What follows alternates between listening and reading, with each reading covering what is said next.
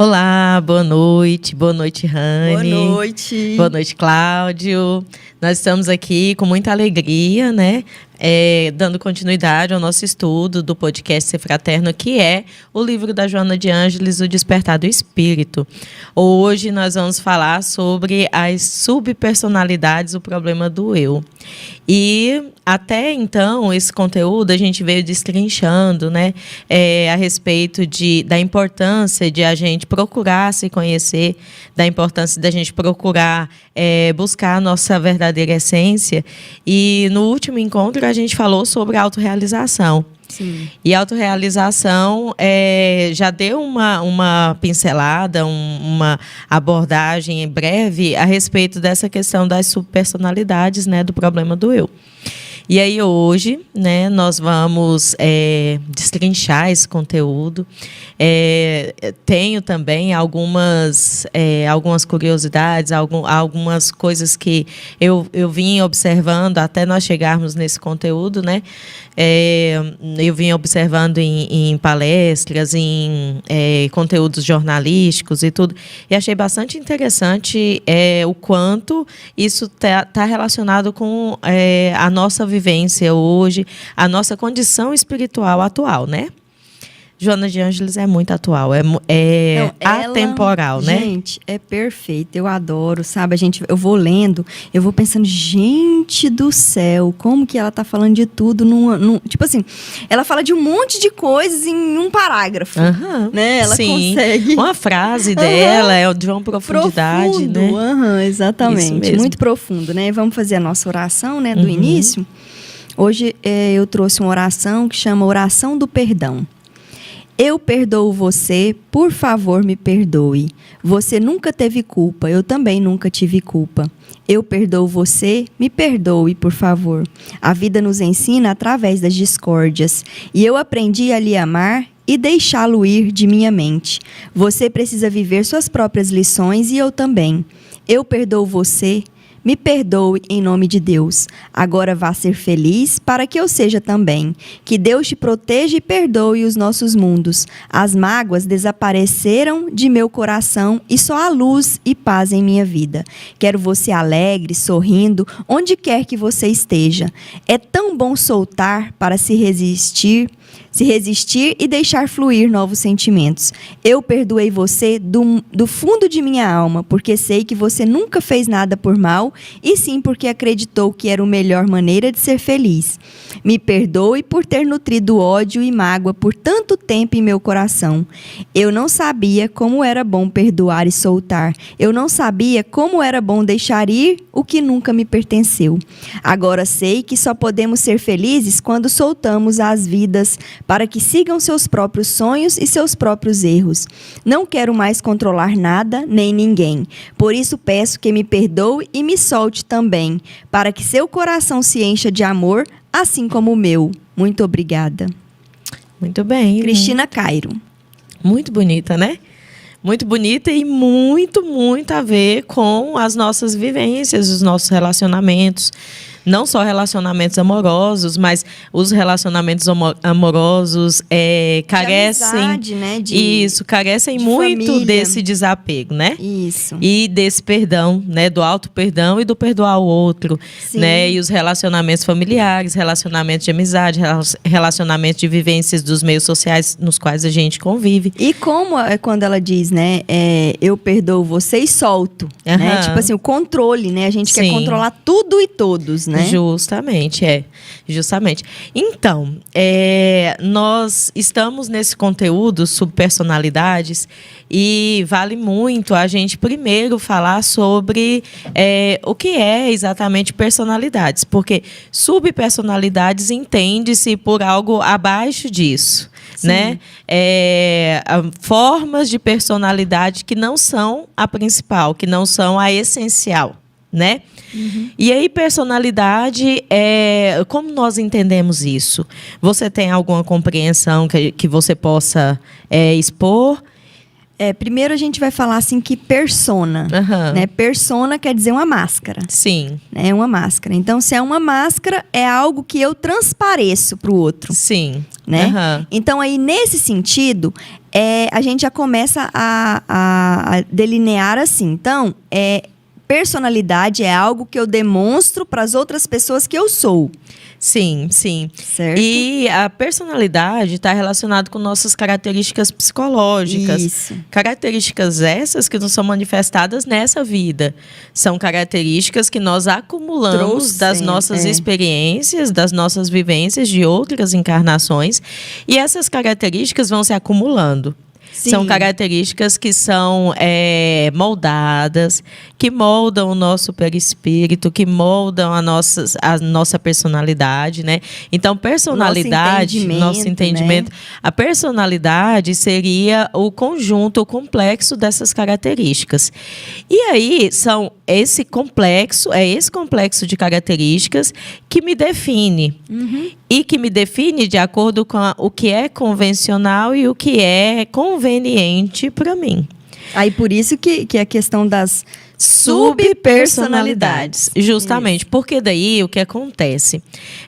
Todas essas nossas experiências reencarnatórias até chegarmos na encarnação atual, são experiências reencarnatórias que trazem essa bagagem, essa carga de lá para cá. De lá para cá, eu fui várias personalidades. E quando eu chego na condição atual, a personalidade que vai se manifestar com maior ênfase é aquela que me deixa mais confortável para a minha condição atual. E aí, além disso, né, ela vai começar justamente com a frase a respeito do conflito que existe entre a persona, o eu pessoal, e o eu superior. O eu superior, aquele que traz todas as experiências, todas as virtudes, todas as sombras. A consciência, né? E o eu pessoal, que é aquele com o qual eu lido com as minhas vivências físicas, né? As minhas vivências atuais. Esse conflito não é um conflito fácil, porque nós vamos trabalhar com as características que eu tenho de outras vidas e as características atuais que eu quero sobrepor ou esconder. Né? Exatamente. E aí é onde acontece o problema sério do conflito, né? E aí existem, inclusive, transtornos mentais relacionados a essas subpersonalidades. Sim. Patologias, né? Mesmo, doenças, né? Exatamente. E, inclusive, eu até gostaria de começar, eu comecei falando sobre o que é personalidade, que são essas características que definem a nossa individualidade. E eu estive assistindo um quadro que foi exibido, acho que domingo passado ou no domingo anterior no Fantástico. E nesse quadro, pessoas que têm personalidades fragmentadas, tem um nome exato da doença, eu não lembro mais qual que é o transtorno mental, mas que a pessoa tem diversos vários e aí, eus. A cada momento, uma se manifesta. Exatamente, de acordo com a conveniência. E é uma situação... Até tem filme assim, né? Sim, e é uma situação tão complexa que aquelas personalidades é como se fosse vários espíritos comunicando no mesmo... Como se fosse um médium recebendo a todo minuto, descontrolado, recebendo a todo minuto. E até a Joana aqui, no nosso estudo, mais pra frente a gente vai ver, né?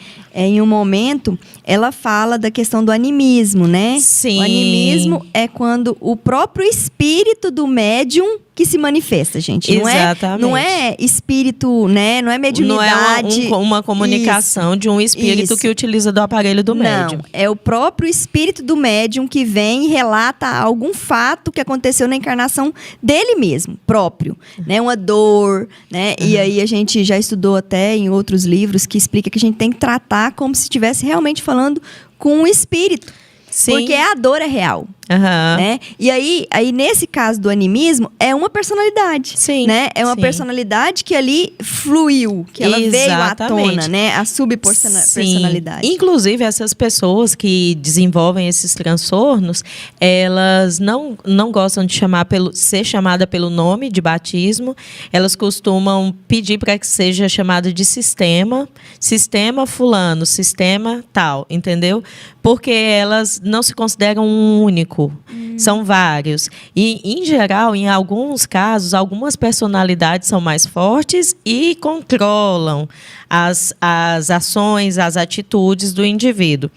De tal maneira que, às vezes, esse indivíduo comete coisas que ele não se lembra, porque era uma personalidade, comete, por exemplo, crimes. Você me lembrou daquele filme do Coringa, né? Aham. Quem já assistiu pode ter nítida noção que ele tem um problema psiquiátrico de subpersonalidades, né? Exatamente. Que ele, um momento, ele é o bonzinho e outro momento assume o Coringa. Sim. Né? Que mata, que realmente faz as atrocidades que ele faz. E o outro, normalmente, é aquele que tem medo, aquele que não quer fazer. Aí ele fala assim, aí muda até a característica do rosto, exatamente. Né? Parece realmente um processo mediúnico. Isso, parece outro espírito, parece realmente, as características são muito de um processo mediúnico. Exatamente. E aí, essas pessoas vivem numa situação de sofrimento muito grande. Primeiramente porque é muito difícil lidar. Alguns desses têm sistemas com 24, 25 personalidades diferentes com nomes. Cada personalidade com o seu nome. Pensa agora, claro que nós tivemos várias reencarnações, gente. Claro que nós temos aí várias personas dentro de nós mesmos, né? Várias histórias né, que nós vivenciamos e que hoje está em mim. Exatamente. Né? Agora, no caso de a gente não ter essa condição de fragmentação dessas personalidades, como esses indivíduos têm, a gente consegue manter uma dessas personas como a nossa principal, como a nossa condição... A que coordena, né? A nossa condição primordial, e ali não vai haver essa distoância. Parece que essa a pessoa... separação, né? O indivíduo, ele parece estar o tempo todo numa sintonização de várias faixas de frequência diferente, como no rádio. Então, de repente, passou uma frequência... Chegou uma criança, que é uma das personalidades. Aí, de repente, ela está numa situação que ela precisa manifestar com um pouco mais de ênfase. Chega uma personalidade que é uma pessoa muito positiva, muito, comunicativa. De repente, é um que é bem tímido, que não gosta de comunicar. Então, assim... E essas personalidades, elas vão se manifestando sem que a pessoa tenha controle. Quem está de fora... algumas pessoas, né, que vão conviver com esse indivíduo nessa condição, vai achar que é um indivíduo que faz teatro, que aquilo ali é tudo cena, que está querendo chamar a atenção, né? E esse foi o relato das pessoas que fizeram parte desse quadro, né, que eu assisti.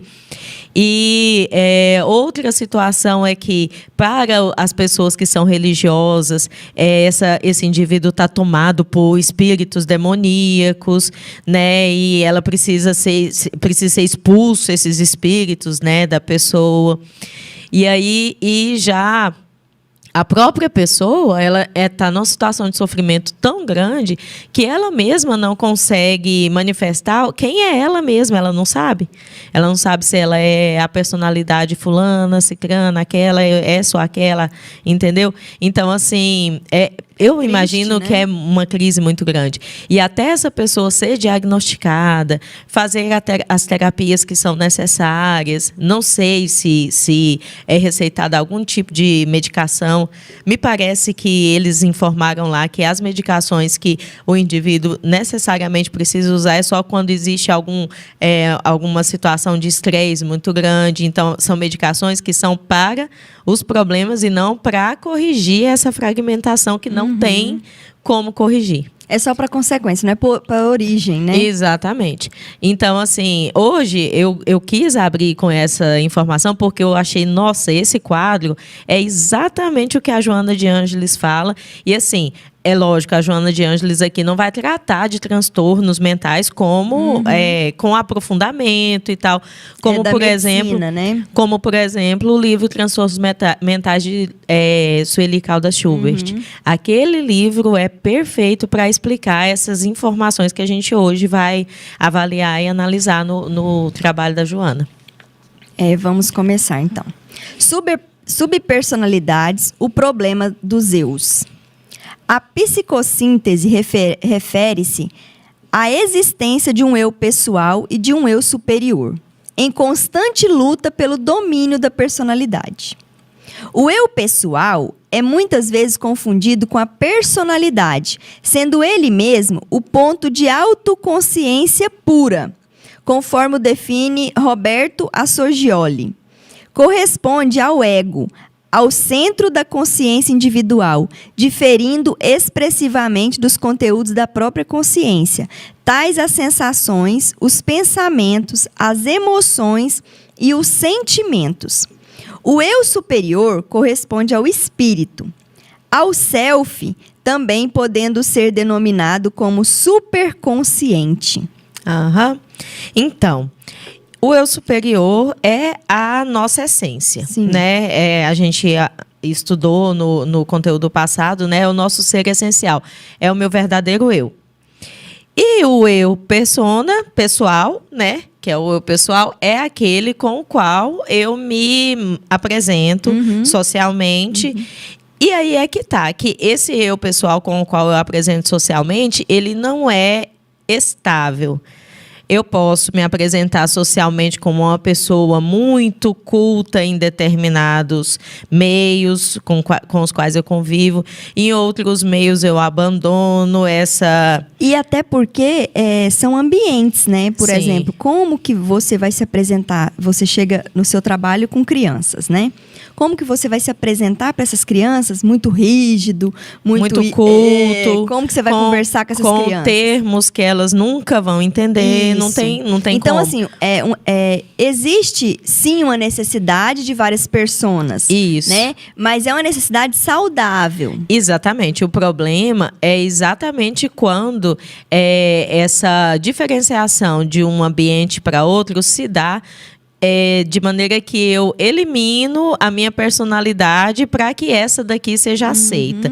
Então, por exemplo, uma pessoa que é muito vista socialmente como uma pessoa muito religiosa, muito seguidora de regras, uma pessoa muito justa e honesta, então socialmente é a imagem que as pessoas têm dela. Mas intimamente essa pessoa não lida muito bem com essas questões de honestidade, com essas questões de regras, de legitimidade do que eu falo com o que eu faço. Então, quando a pessoa tem essa confusão entre o que eu mostro ser e o que eu realmente sou, aí está o problema das subpersonalidades, né? Porque daí... Do ego com o self, justamente. Né? Porque daí a gente não consegue sustentar durante todos os momentos da vida uma máscara. Né? Não dá para sustentar. E aí, em algum momento, isso vai causar um dano muito grande para nós que agimos dessa maneira e para as pessoas que convivem com a gente. Exatamente. O eu pessoal é consciente. Não obstante, deixa de ter lucidez quando se adormece. Quando se é vítima de um traumatismo craniano e se desfalece, quando se está em transe natural ou sob ação hipnótica ou medicamentosa, reaparecendo quando do retorno à consciência lúcida, que decorre naturalmente de um outro eu, certamente superior, que rege a organização e a atividade da consciência. Olha que interessante, né? O eu superior coordena o eu persona, né? Que é o consciente. Então, o inconsciente, que é o nosso coordenador, o eu superior, coordena o eu persona. Eu espero que vocês tenham entendido. Assim. Sim, e aqui o que eu achei assim, bem interessante é que o eu pessoal, ele é consciente. Sim. Ele é da consciência. Sim. Não obstante, deixa de ter lucidez quando se adormece. Então, Sim. é por isso que a gente fala bem assim, quando a gente Aí dorme, o eu a gente superior é... toma conta, isso. né? Quando a gente dorme, é onde a gente é a gente mesmo, né? Quando se é vítima de um traumatismo craniano. E onde traz, né? Por exemplo, eu penso assim, quando a gente adormece, a gente pede, por exemplo, né? A Deus, né? Pede a Deus um conselho, né? E aí, durante o sono, vem para nós, né? E aí, é o eu também superior falando conosco, como nas meditações, né? Sim, sim. E aí, em situações em que nós estamos fora da consciência, o eu pessoal, esse que eu me apresento socialmente, ele não está no controle. Quem está no controle é o eu superior. Exato. E aí, a gente leva em consideração todos os tipos de transes. Por exemplo, transes por entorpecência.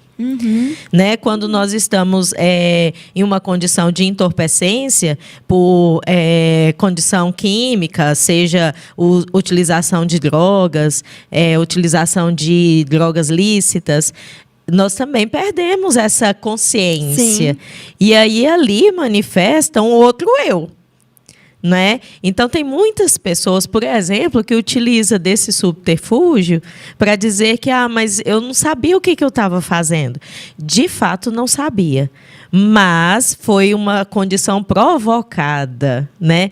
Então, e que surgiu realmente o que a pessoa queria fazer, né? Exatamente. E vem à tona as nossas piores verdades. Sim. Né?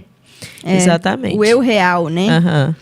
Em realidade, não são dois eus, independentes, separados, mas uma só realidade em dois aspectos distintos de apresentação. Conforme já houver identificado o psicólogo americano William James, ao cuidar da análise das superpersonalidades. Aí tá aqui 2. Vide o nosso amor, imbatível amor. Capítulo Vitória do Amor. Amor, Perdão, página 243, quarta edição da Livraria Espírita Alvorada Editora, nota da autora espiritual. Exatamente. Então, e aí, não é que existe outros eus, né? São pontos de vista diferentes de uma mesma pessoa, do mesmo indivíduo que eu sou. Né? E aí, aqui ela fala, né, que a forma que o meu eu vai se manifestar de acordo com esses pontos de vista diferentes, ou pontos de observação, pontos de referência diferentes, né? E que estão regidos pela nossa subconsciência, né? Sim. Essas duas expressões psicológicas que se apresentam no indivíduo, quando não unificadas harmonicamente, podem ser fator de fragmentação da personalidade, gerando distúrbios de comportamento e instabilidade emocional. É o que a Fábio estava explicando, né, da questão dos fragmentos, né, da personalidade. O objetivo da psicossíntese é trabalhar pela unificação desses dois eus, produzindo a real identificação do ser nos objetivos da existência que vivencia. Então, o certo é a unificação, né? Ser um eu consciente e um eu inconsciente. Né? O certo é a gente ter correspondência daquilo que eu sou com aquilo que eu quero ser. Isso. Do que eu quero apresentar, né, para os outros. Isso, exatamente. O eu individual é resultado das aquisições e experiências do processo existencial com seus conflitos e aspirações, em luta contínua pela conscientização da realidade. Essa, porém, somente se fará quando o eu superior seja identificado e decodificada a sua expressão imortal de essência eterna, que deve ser conscientizada e vivida com harmonia. Então, quer dizer, todos aqueles que eu vivi nas encarnações, né, as personas que eu vivi, né, se reúne em uma pessoa só, harmonicamente. Isso. E aí, aqui é a nossa compreensão de que nós somos seres imortais.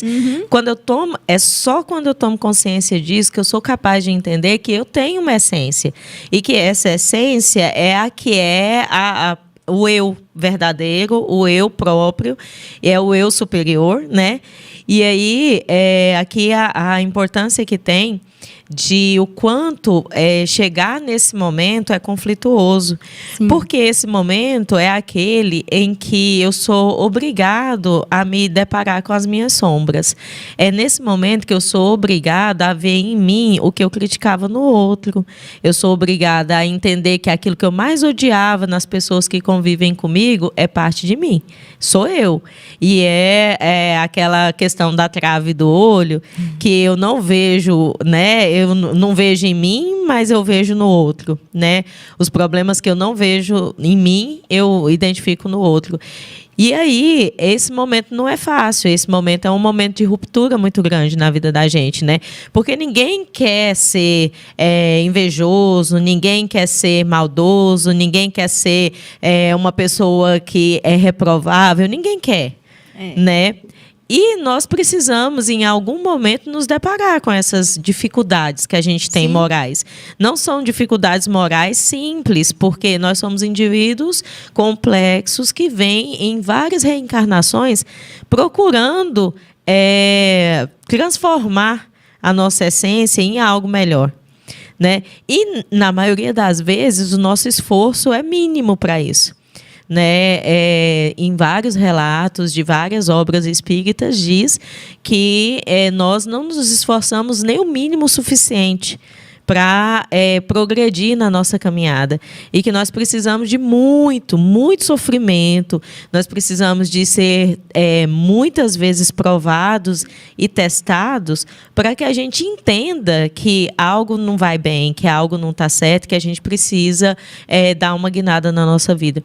Muitas vezes são situações que a gente vive de quase morte mesmo, para que a gente tenha consciência de que, da forma como viemos caminhando, não é a melhor maneira, né?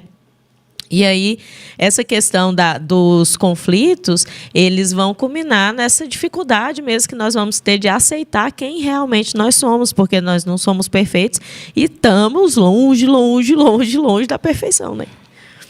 Quando se dá essa conjuntura feliz, faz-se indispensável a terapia de assimilação dos conteúdos do eu individual no eu superior, diluindo fronteiras que pareciam inexpugnáveis e desfazendo barreiras psicológicas, que se transformam numa corrente de energia contínua entre um fluxo e outro, favorecendo a estrutura do ego equilibrado ante o self consciente. Justamente. O professor Pierre Janet, quando da identificação do subconsciente nas experiências hipnológicas realizadas pelo célebre professor Jean-Martin Charcot. Gente, desculpa, mas assim, francês do jeito tal, que está né? escrito é o que vai ser. Em La Bicêtre, é desse jeito. Universidade La Salpêtrière, em Paris.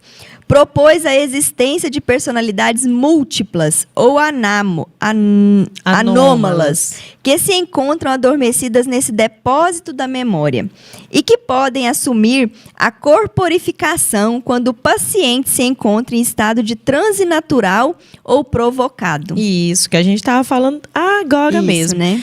Agora, assim, mais uma pausinha, a importância da terapia e, assim... eu sou professora de educação infantil, então, assim, como eu também fiz psicopedagogia, já há muito tempo, não apliquei em atendimento, em consultório, nada, mas na prática do dia a dia a gente se torna uma observadora, né? E aí eu observo muito o quanto realmente, desde que a gente praticamente nasce, porque eu lido com crianças de 3, 4 anos, então crianças muito pequenas. E existe uma dificuldade muito grande da gente, desde muito pequeno, mesmo eles sendo ainda muito puros, porque a gente considera, né, a personalidade da criança, eles não conseguem mascarar como um adulto mascara, né? E então eles são indivíduos muito puros. Mesmo assim, eles ali... Autênticos, né? Isso, são autênticos. Isso, mesmo assim, naquele momento... Os cruéis são cruéis, os Sim. falsos são falsos, né? É interessante, mas a gente vê essas características nos pequenininhos, sim, né? Sim. E aí, o que mais, assim, instiga a minha curiosidade é as manifestações, principalmente de comunicação deles, né? E aí eu estava observando hoje e me veio a lembrança dessa situação aqui para esse conteúdo. Um dos pequenininhos que eu tenho é um menino muito gentil, um menino muito cordial, muito bom, muito educado. E aí... ele é muito visto na sala de aula como a criança exemplo. Porém, ele também se deixa levar por algumas brincadeiras e algumas situações da sala dos outros coleguinhas que não têm tão bom comportamento como ele. E aí eu, às vezes, questiono, mas você acha que está certo agir dessa maneira? Aí, ele, na hora, ele entende. Não, professora, não é certo. Quando a professora fala com aquele fulano que é assim, assim, assim, tá certo o que ele faz? Não, professora. Então a gente tem que copiar o que ele faz? Não, professora. Ah, então tá bom. Então a gente entendeu. Aí, quando chega no final... a questão do pertencimento. Ele quer pertencer também, exato. né? E quando vem no final, que a gente sempre faz uma avaliaçãozinha de como nos comportamos durante o dia, como realizamos as atividades, como que a gente realizou e tudo.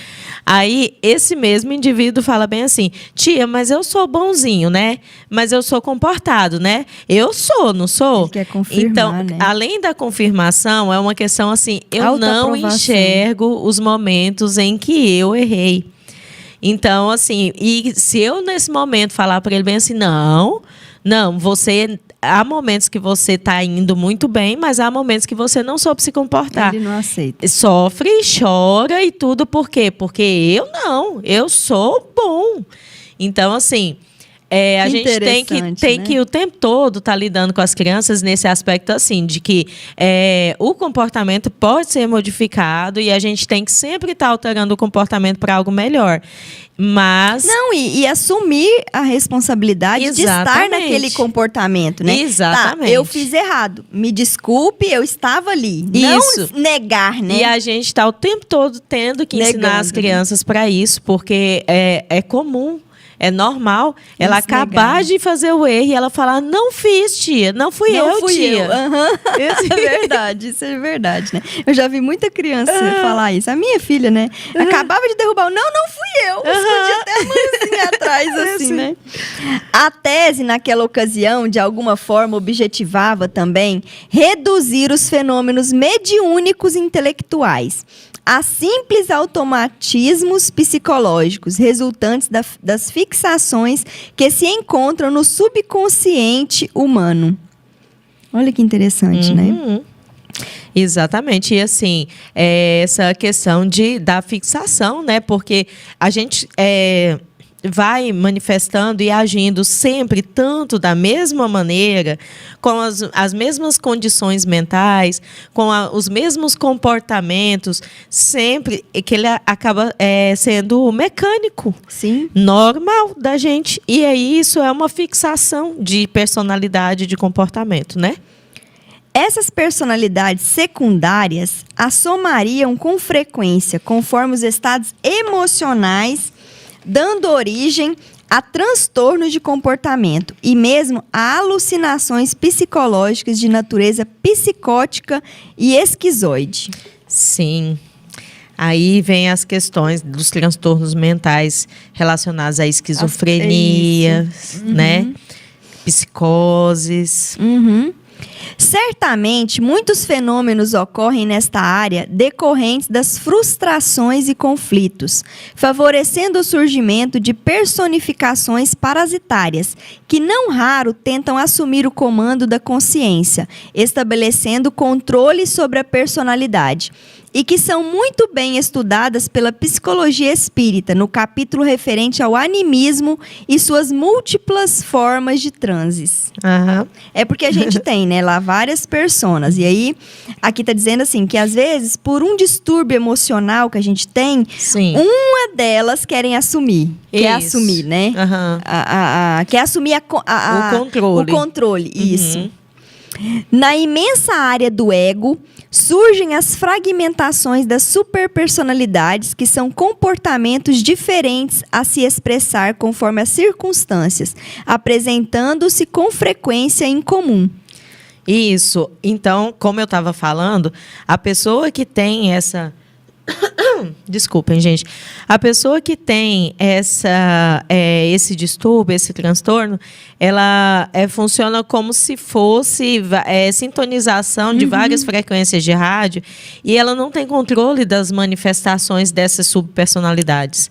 Então... É como uma proteção, né? Sim. Emocional. Sim, e aí eu, assistindo o quadro que foi exibido no Fantástico, teve uma das entrevistadas, no caso das duas entrevistadas, elas manifestaram várias personalidades durante a entrevista. E aí é muito claro o quanto parece realmente um transe mediúnico. Parece que a pessoa está... A gente foi aprendendo, né? Fala mediunizando. A gente falava antigamente incorporando. Mediunizado.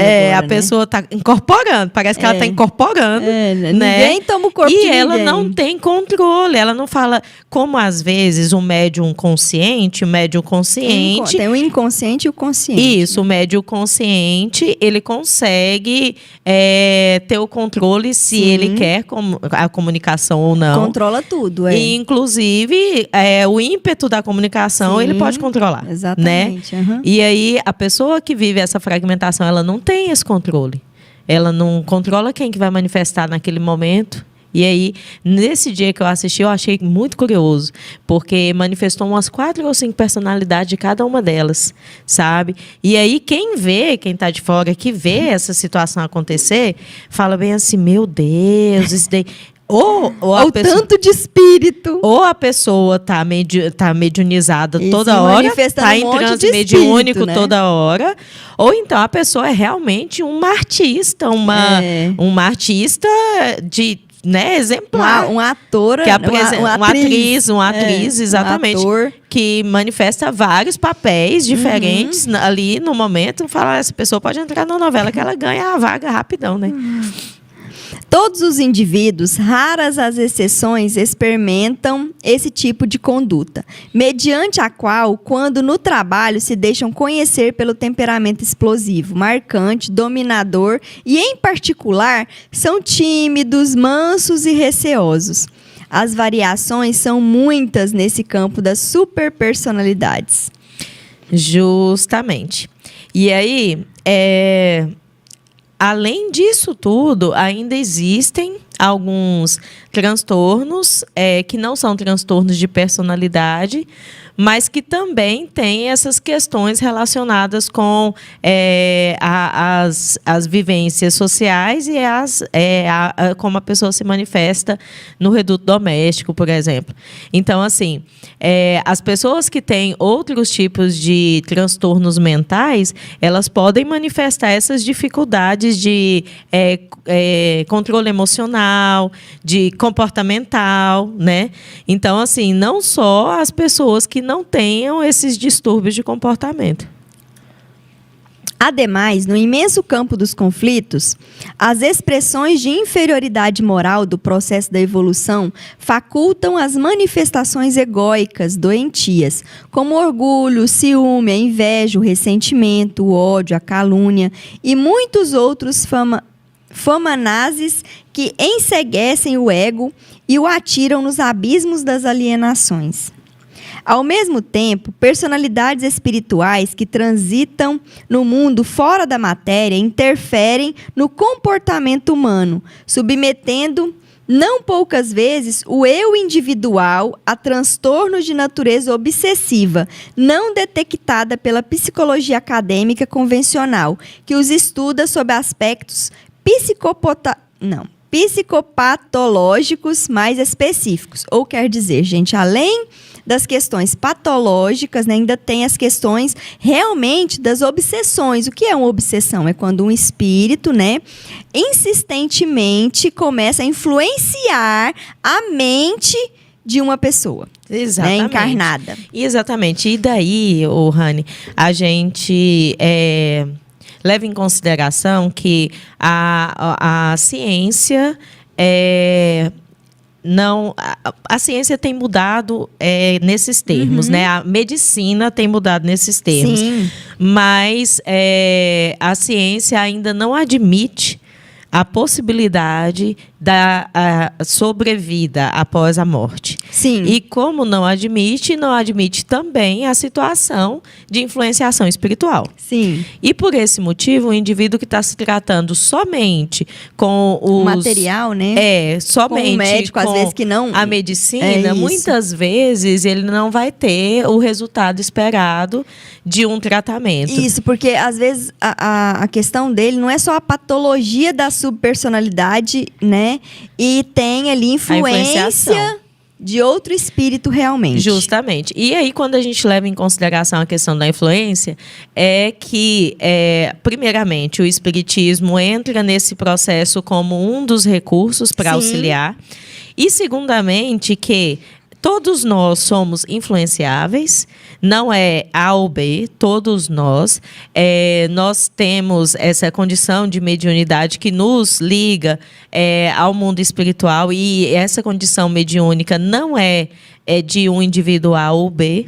Todos nós temos a glândula pineal, que é a responsável pela nossa ligação ainda com o plano espiritual, né? Então, é a glândula que nos permite essa comunicação, e alguns de nós não têm desenvolvido o processo dessa comunicação, mas ainda assim, não por isso, não somos seres que têm essa mediunidade. Então, todos nós temos mediunidade, porém, alguns de nós mais avançado, mais a mediunidade mais ostensiva, que é a forma como a gente trata, né, no espiritismo. E daí o que acontece? Que é uma mediunidade de trabalho, né? Justamente. E a pessoa realmente necessita desenvolver ali o controle, né? E desenvolver realmente para trabalhar com aquele aspecto, né? E com esse recurso que nós temos. E daí o que acontece, Rani, é que nós, sendo espíritas, nós já temos uma dificuldade enorme de nos equilibrarmos com essa condição comunicativa com o plano espiritual. Temos uma dificuldade porque é muito claro da parte do plano espiritual que quem dá a abertura para essas influenciações somos nós aqui encarnados. E por muitas vezes, inclusive, nós é quem assediamos os nossos irmãos do plano espiritual. A moral da história é que nós, espíritas, sabendo disso, já somos indivíduos que ainda não conseguimos lidar com essa comunicação. Faça ideia aquele indivíduo que não considera a existência do plano espiritual, que não considera a existência de irmãos no plano espiritual, sofredores que muitas vezes precisam da nossa energia aqui para manter os seus vícios, as suas dificuldades lá no plano espiritual, né? Então, assim, quem não sabe disso passa por um sofrimento muito grave, porque além de o tratamento médico não ser integral, 100% para o que ele precisa, ainda tem a condição de ele não entender. Por que eu estou fazendo um tratamento que não está me curando da forma como eu precisava, ou não está me equilibrando da forma como eu precisava? E muitas vezes essa pessoa chega num estado de sofrimento muito grande numa casa espírita, depois de já ter passado por tudo que ela buscou para ver se conseguia, né, entrar no eixo, se equilibrar, e aí chega numa condição de sofrimento muito grande na casa espírita, porque já tudo que ela pensava que poderia ajudar não ajudou, né? É bem difícil mesmo. Pode parecer no estudo psicoanalítico que constitui uma variedade expressiva de eus buscando primazia, cujas raízes se encontrariam fixadas no inconsciente, depositário das heranças antropológicas ancestrais, nos acontecimentos perinatais e infantis, na subjugação da mãe castradora, cuja imagem perturbadora continuaria afligindo e induzindo as fugas espetaculares para que as dores e os infortúnios antes vivências fossem esquecidos. Gente, esse parágrafo, quando eu li, eu falei, meu Deus, gente, ela reúne tudo em um parágrafo só. O que ela explicou? Ela explicou que nós temos, além das nossas vidas, né, das nossas encarnações, nós temos o inconsciente coletivo, né, nós temos a nossa ancestralidade, que está no nosso sangue, que também vem aí dando ali o palpite nas nossas personalidades, né? E assim, gente, ainda ela vem dizendo da questão da infância, dos traumas gestacionais na barriga, fora depois na infância, né? E por que ela vem falando da mãe? Né? A mãe castradora é só um exemplo, tá, gente? Ela deu um exemplo muito forte, é porque a mãe, ela exerce um domínio sobre nós, e principalmente na infância, ela exerce um papel importantíssimo na nossa personalidade. Né? E tudo que vivemos ali sob a influência da mãe faz diferença para nós na vida adulta. Justamente. Né? Inclusive, conteúdo das constelações familiares, não é? Não, eu fiquei impressionada por causa disso, porque ela vem falando das heranças antropológicas. O que ela está dizendo? Das nossas heranças ancestrais, gente, que está no nosso sangue. Nós somos 50% mãe, 50% pai, né? Nós temos ali heranças genéticas, morfogenéticas, né? Que dizem, às vezes, as coisas que nós temos de trauma, que nós trazemos de reencarnações e de vivências de outros ancestrais, não só nossas. Olha só a nossa sorte, o tanto de coisa que hoje a nossa geração tem para nos recuperar disso tudo. Porque hoje a gente tem terapias de todas as formas, de todas as maneiras. Pode escolher, né? Exatamente. E ainda tem, quando ela fala bem assim sobre as fugas espetaculares, é que esses traumas fazem com que a gente fuja de conhecer nosso eu essencial. E o que acontece quando a gente quer fugir? A gente veste uma máscara. Uma persona. A gente busca uma persona que nos protege daquilo. Exatamente. Né? Deva ser realizada pelo paciente, mediante a vontade bem conduzida e estimulada, trabalhando em favor da harmonia entre os valores éticos e o eu superior, ao mesmo tempo criando reservas psíquicas para impedir moralmente a interferência das mentes liberadas do corpo físico. Quando, porém, o paciente não se sente em condições de realizar o mister, torna-se imprescindível o contributo do terapeuta em psicossíntese para conscientizá-lo, apresentando-lhe programa de disciplina mental e de hábitos saudáveis, de forma que estabeleçam linhas seguras para o comportamento equilibrado. O ser humano, mediante o eu superior, transita por inúmeras experiências carnais, entrando e saindo do corpo na busca da individuação, da plenitude a que se destina, conduzindo os tecidos sutis da realidade, que é todas as realizações e vivências que se acumulam e constrói o inconsciente profundo, de onde emergem também as personalidades que foram vividas e cujas memórias não se encontram diluídas, permanecendo dominadoras em face das ocorrências que de alguma forma geraram culpa, harmonia, júbilo, glória e assomam, exigindo atenção. Sim. Isso mesmo, em algum momento vai se manifestar, né? Exigindo atenção, exigindo que a pessoa pare para buscar esse eixo. Isso, e porque quando surge essa persona desequilibrada querendo comandar, ela quer o quê? Cura. Ela quer ser curada. É por isso que ela vem se apresentando, porque é uma dor tão profunda que ela quer esconder. Né? Então, aí é que vem a questão da cura. Por quê? Isso, né? Nesse imenso oceano, o inconsciente move-se os eus que emergem ou submergem, necessitando de anulação e desaparecimento através das luzes do discernimento da consciência do si. Na sua imensa complexidade, a individualidade que se expressa através desse eu superior enfrenta as experiências das personalidades presentes no eu individual. Todo um processo terapêutico deve ser tomado em consideração, não se descartando aquele de natureza espiritual, que se responsabiliza pelo grave capítulo das psicopatologias de natureza obsessiva. Então, é importante o tratamento médico, né? E para procurar também o atendimento espiritual conjunto, Exatamente. né? Exatamente. Os dias atuais, portadores de pressões tormentosas, são desencadeadores de distúrbios que preponderam com vigor na conduta dos indivíduos, contribuindo decisivamente para a fragmentação da personalidade em expressões de eus conflitantes. Nessa aparente dicotomia dos dois eus, a ocorrência se dá porque um não toma conhecimento do outro de forma consciente, podendo mesmo negar-se um ao outro.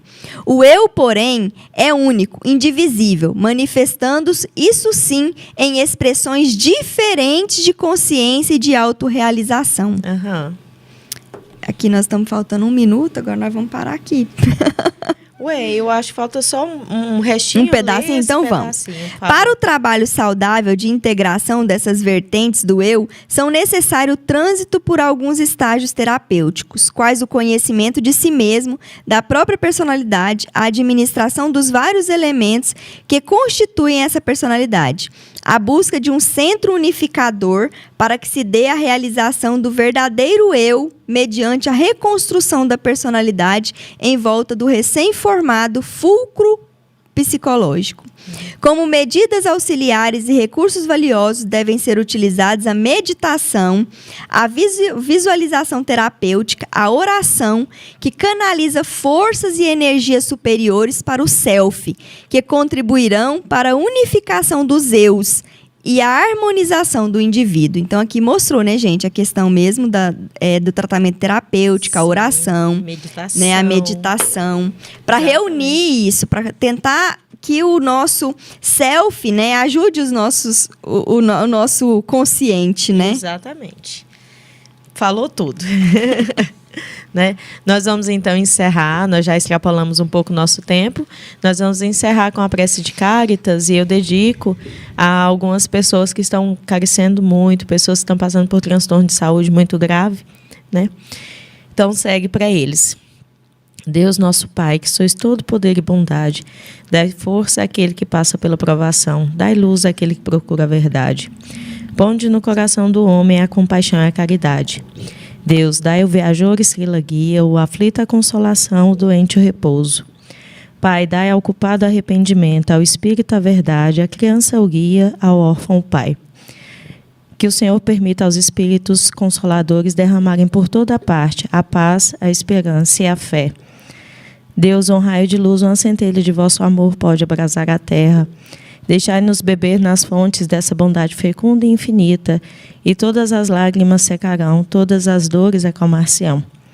Um só coração, um só pensamento subirá até vós como grito de reconhecimento e de amor. Como Moisés sombra a montanha, nós vos esperamos com os braços abertos. Ó poder, ó bondade, ó beleza e perfeição, e esperamos que de alguma sorte possa consolar os nossos espíritos.